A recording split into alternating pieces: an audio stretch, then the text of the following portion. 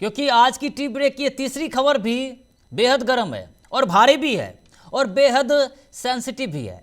ये सिर्फ छात्रों का आंदोलन नहीं, ये सवाल है इक्विटी बनाम इक्वलिटी, डर बनाम इंसाफ और नीति बनाम नियत का।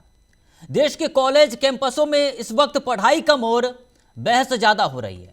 क्लासरूम में नोट्स नहीं, व्हाट्सएप ग्रुप में यूजीसी के नए नियम घूम रहे हैं। नई दिल्ली में यूजीसी हेडक्वार्टर के बाहर इतने बैरिकेड्स लगा दिए गए हैं कि लगा जैसे शोध नहीं, शांति बचानी है।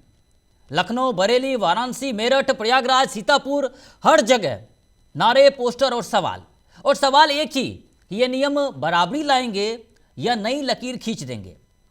13 जनवरी को यूजीसी ने नोटिफाई किया कि promotion of equity in higher education institution regulation 2026 नाम बड़ा है, मकसद भी बड़ा बताया गया कि जातिगत भेदभाव रोकना, जवाबदेही तय करना, एससी एसटी और ओबीसी छात्रों को सुरक्षा देना।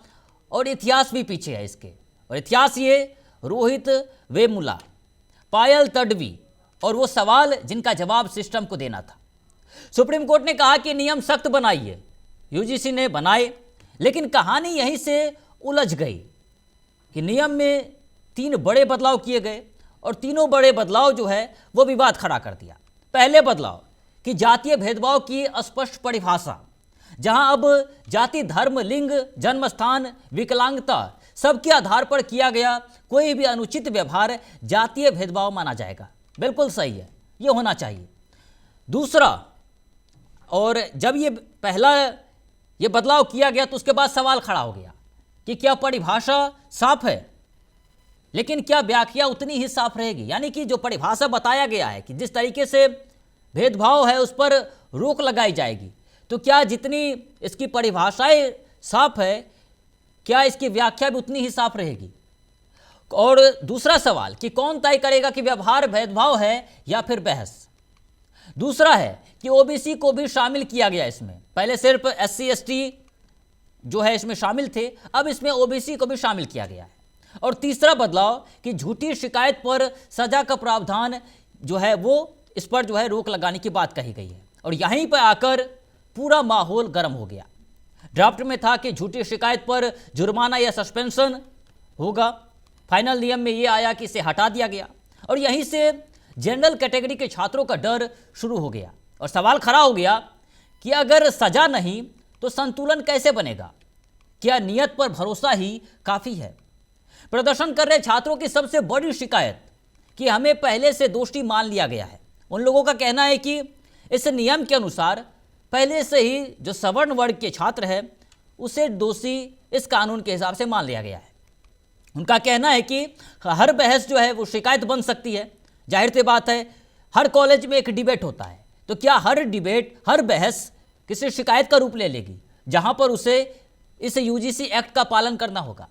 साथ ही हर टिप्पणी, आरोप, हर मतभेद जांच, इसके डर में छात्र को कॉलेज में रहना पड़ेगा। जो सवर्ण वर्ग का आरोप है, सवर्ण वर्ग के छात्रों का, वो ये है, लगातार वो इसे लेकर प्रदर्शन कर रहे हैं। डर ये नहीं कि कानून है, डर ये है कि सुरक्षा एक तरफ क्यों लग रही है।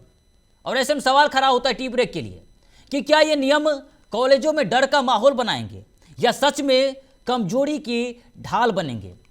सड़क से सोशल मीडिया तक बवाल मचा हुआ है। रायबरेली में चूड़ियां भेजी गई है, संभल में बाइक रैली निकली, काली पट्टियां बांधी गई और सोशल मीडिया उस पर तो लगातार प्रतिक्रियाएं आ रही है दोनों तरफ से। ऐसे में कुमार विश्वास का एक पोस्ट भी तेजी से वायरल हो रहा है, जिसमें वो लिख रहे हैं कि मैं अभागा सवर्ण हूं, मेरा रोया रोया उखाड़ लो राजा। यानी कि यह व्यंग ऐसे समय पर आया है जब यूजीसी में कहा गया है कि जो एससी एसटी ओबीसी वर्ग के छात्र हैं, अगर वो आरोपी दोषी नहीं पाए जाते हैं तो उस पर जो है वो कोई कार्रवाई नहीं की जाएगी। ऐसे में ये व्यंग्य आया है, और व्यंग्य है या हताशा, ये बड़ा सवाल खड़ा होता है। सोशल मीडिया बहस को आसान बनाता है या जहरीला, ये भी बड़ा सवाल खड़ा होता है। और अब मामला अदालत तक पहुंच गया है। याचिका में कहा गया है कि ये नियम जनरल कैटेगरी के मौलिक अधिकारों का उल्लंघन करते हैं, जहां रेगुलेशन क्लॉज 3, क्लॉज C को पर जो है वो रोक लगे हैं। नियम सब पर समान रूप से लागू होता है। ऐसे में सवाल खड़ा होता है कि क्या कोर्ट संतुलन का नया फॉर्मूला निकालेगा या फिर नीति में बदलाव का रास्ता खुलेगा। यह लड़ाई सवर्ण बनाम आरक्षित नहीं होनी चाहिए। यह लड़ाई है सुरक्षा बनाम सुरक्षा के दुरुपयोग की, इंसान बनाम डर की, नीति बनाम व्यवहारिकता का, जो कि लगातार सवालों के घेरे में है। सवाल यह नहीं कि किसे सुरक्षा मिले, सवाल यह है कि क्या सुरक्षा के साथ संतुलन भी मिलेगा। यूसीसी के नए नियम नियत से बने, ये सबकी मांग है। साथ ही हमें इतिहास के जख्मों से भी जो है वो सीखना पड़ेगा।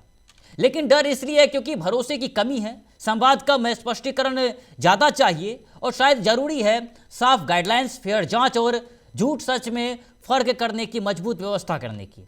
वरना चाय की हर घूंट टेबल पे ही रहेगी और लगातार सवाल उठता रहेगा। ये नियम हमें बचाएंगे या हमें एक दूसरे से डराएंगे, ये भी बड़ा सवाल खड़ा होगा इस नियम को लेकर, और इस पर चर्चा जारी रहेगी अगली टी ब्रेक तक। हम कल भी इस मुद्दे को उठाएंगे।